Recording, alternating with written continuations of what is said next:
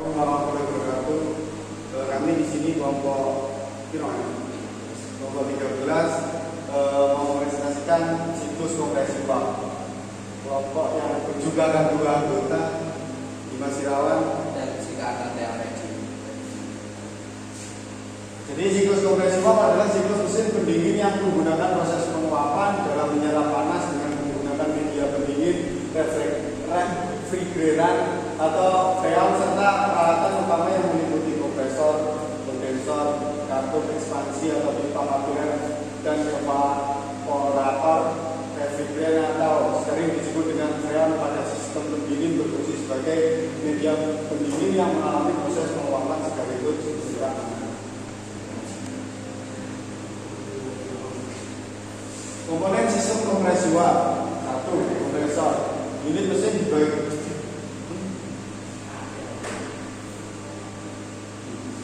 1. Kompresor. Unit mesin pendingin yang berfungsi untuk sirkulasi refrigeran yang mengalir dalam unit mesin pendingin. 2. Kondensor. Berfungsi melepaskan panas yang diserap refrigeran di evaporator dan panas yang terjadi selama proses kompresi. 3. Evaporator. Berfungsi untuk mendinginkan udara ruangan atau cairan. Selain itu, fungsi evaporator pada sistem dingin adalah sebagai pipa penguapan. 4. Pipa kapiler. Pengatur bahan pendingin atau refrigeran pada sistem pendingin yang ditempatkan pada antara sisi tekanan tinggi dan sisi tekanan rendah. 5. Pengering. Sistem pendingin digunakan untuk menyerap uap air dan menyaring kotoran yang tidak diperlukan dalam sistem. Di dalam pengering diisikan bahan pengering dan kawat saringan. Penukaran kalor.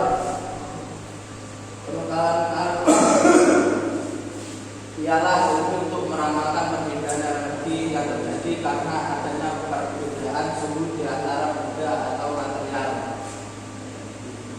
Pada dinamika telah kita ketahui bahwa energi yang pindah itu dinamakan kalor. Goldman JP 1991 perbedaan kalor ditambah dengan Goldman 1995 panas atau kalor merupakan suatu bentuk energi yang berpindah karena adanya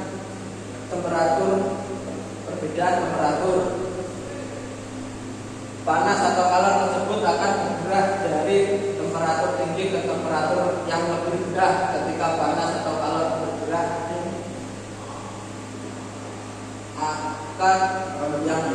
akan terjadi penukaran panas dan kemudian akan berhenti ketika kedua tempat tersebut sudah memiliki temperatur yang sama. Contoh, topik panas ke lingkungan yang mempunyai suhu 20 derajat Celcius bila terjadi kesetimbangan atau kesamaan suhu pada gelas dan lingkungan. Siklus standar uap aqua. Menurut standar 1982 halaman 8, sistem kompresi uap aqua berbeda dengan siklus kompresi uap standar karena pada siklus kompresi uap aqua terjadi penurunan efisiensi dibandingkan dengan siklus kompresi uap standar. Perbedaan penting antara siklus kompresi uap aqua dengan siklus kompresi uap standar terletak pada penurunan tekanan yang terjadi pada evaporator dan kondensor. Proses subcooling refrigeran yang meninggalkan kondensor dan pemanasan lanjut uap refrigeran yang meninggalkan evaporator. Pada siklus kompresi uap aqua terjadi penurunan tekanan yang terjadi di dalam kondensor dan evaporator. Refrigeran adalah benda kerja yang bersirkulasi dalam siklus refrigerasi. Refrigeran merupakan komponen terpenting siklus refrigerasi karena refrigeran yang menimbulkan efek pendinginan dan pemanasan pada mesin refrigerasi.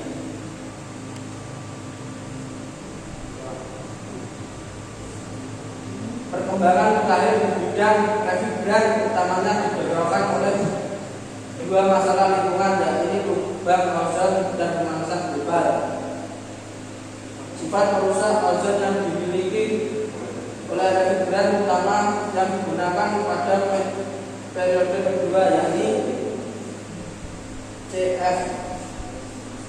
CS dikemukakan oleh Molina dan Rowland 1974, yang kemudian didukung oleh data pengukuran lapangan oleh Parman dan kawan-kawan 1985. Setelah keberadaan lubang ozon di lapisan atmosfer diverifikasi secara saintifik, perjanjian internasional untuk mengatur dan melarang penggunaan zat perusak ozon disepakati pada 1987 yang terkenal dengan sebutan Protokol Montreal.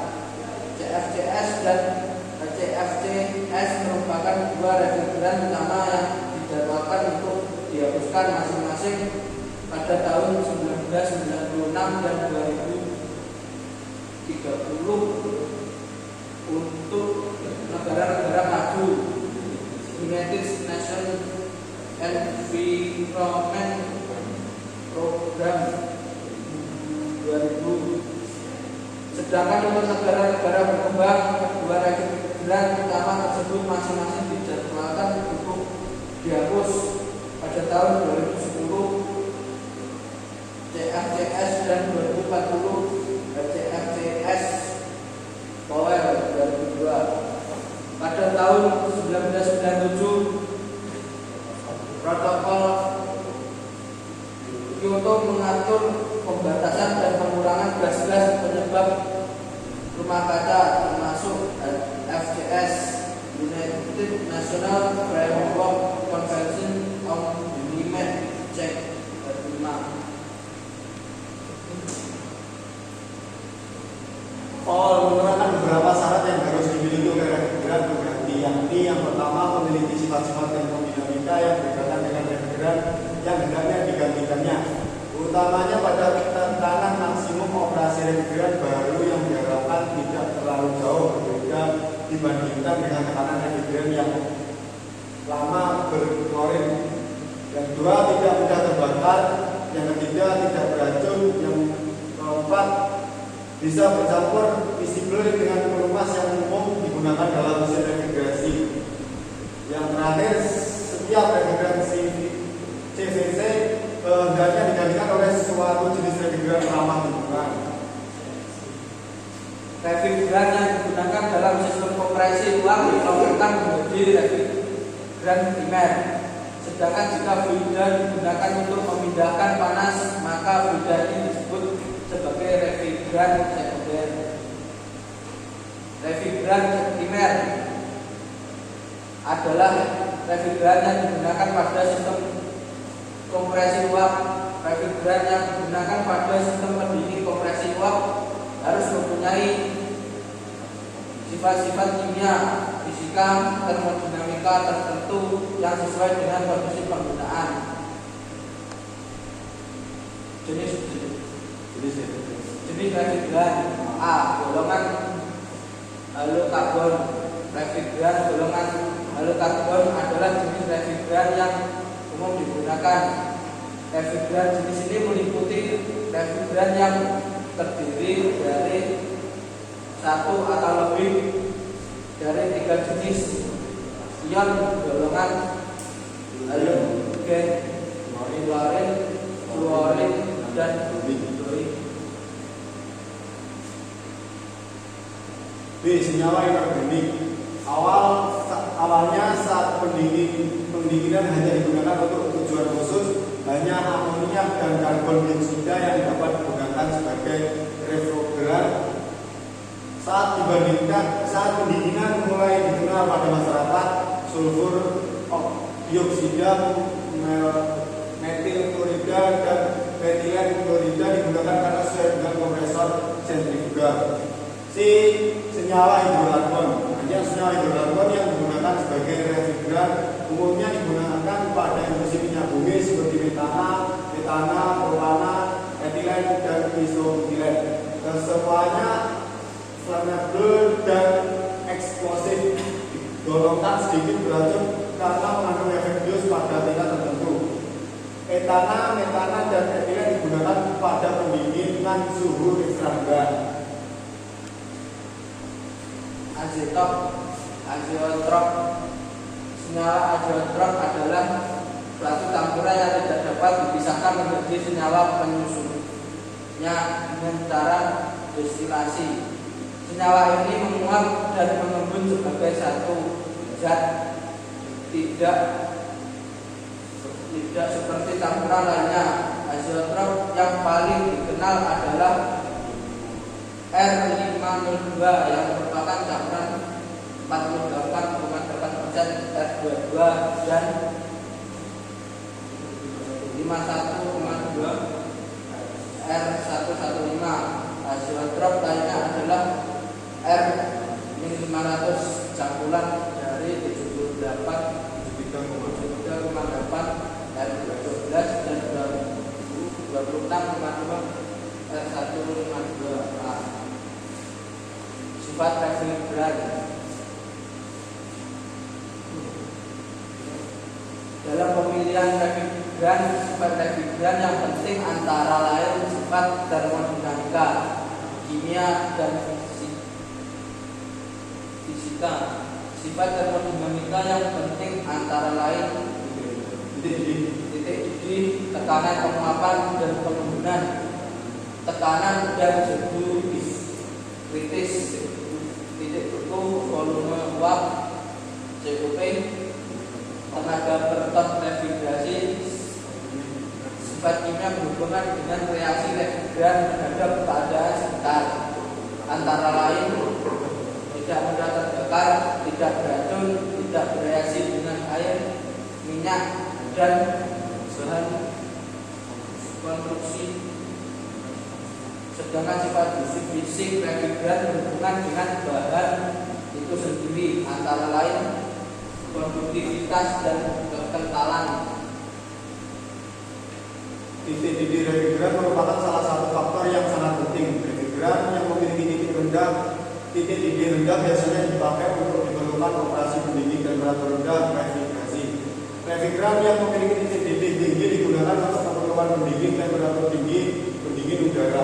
Titik didih refrigeran merupakan indikator yang menyatakan apakah refrigeran dapat menguap pada temperatur rendah yang diinginkan, tetapi pada tekanan yang tidak terlalu rendah. Dari segi termodinamika, R12, R22, R500, R502, amonia dapat dipakai untuk daerah suhu yang luas, dari keperluan pendinginan udara sampai ke refrigeran. Sifat termofisik dari beberapa refrigeran disajikan pada tabel 5.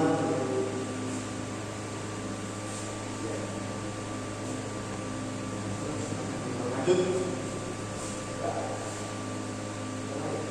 Atribut lingkungan dan atribut kerja. Atribut kerja refrigeran adalah alat yang berkaitan dengan penggunaan refrigeran. Sifat ini dibandingkan dengan bekerja yang sama atau suhu evaporasi dan suhu kondensasi yang sama. Sifat yang dibandingkan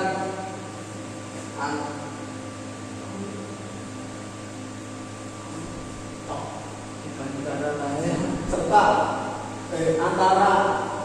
antara lain COP, efek pendingin, serta tekanan kondensasi dan evaporasi. Atribut lingkungan suatu refrigeran dihubungkan dengan reaksi refrigeran sangat terlepas di atmosfer. Pada refrigeran golongan atau klorin pada refrigeran akan berikatan dengan ozon di atmosfer, sehingga menyebabkan terjadinya penipisan ozon yang menyebabkan pemanasan global. Terdapat 3 jenis atribut lingkungan yang umum dikenal: DWP, UDP, dan tahun atmosfer. Seperti ini. Refrigeran sekunder. Refrigeran sekunder merupakan benda yang membawa panas dari benda yang didinginkan ke evaporator, suatu sistem pendinginan. Suhu refrigeran sekunder akan berubah saat refrigeran mengambil panas, namun tidak berubah pasca air dapat digunakan sebagai refrigeran sekunder. Namun hanya untuk kondisi operasi di atas titik beku air. Refrigeran yang umum digunakan adalah campuran garam dan air, blend atau anti beku yang mempunyai titik beku di bawah 0 derajat Celcius. Beberapa anti beku yang umum digunakan adalah campuran air dengan etilen glikol, propilin glikol, atau kalsium klorida. Etilen glikol dapat digunakan dalam industri makanan karena tidak beracun. Ini tahap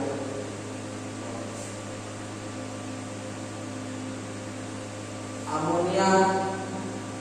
Penggunaan untuk cold storage sebagai es pendinginan bahan pangan, air pendinginan tipe injektor, CO2 sebagai karbon dioksida padat atau es krim, dan hanya digunakan untuk refrigerasi angkutan.